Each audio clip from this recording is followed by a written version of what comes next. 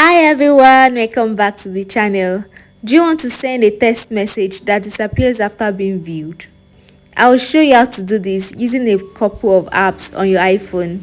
Let's get started. Unlock your iPhone and open the Snapchat app. If you don't have it, download it on the App Store.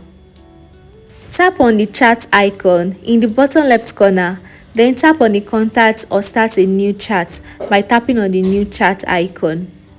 Click on the contact you want to send it to and adjust the setting under chat and notification setting. You can either delete after viewing immediately or wait after 24 hours before the deletion. And that's it guys, save it and you are done. You can always test a message to confirm your setting.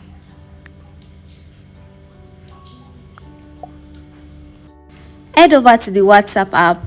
If you don't have it, download it on the App Store. Then click on the contact name at the top of the chat. Scroll down and tap disappearing messages. Select on to enable disappearing messages for this chat. Now any new messages sent will disappear after 7 days or 24 hours.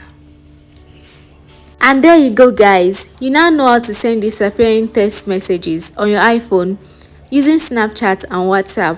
If you found this helpful, please like and subscribe for more quick tips, and I will see you next time. Bye bye.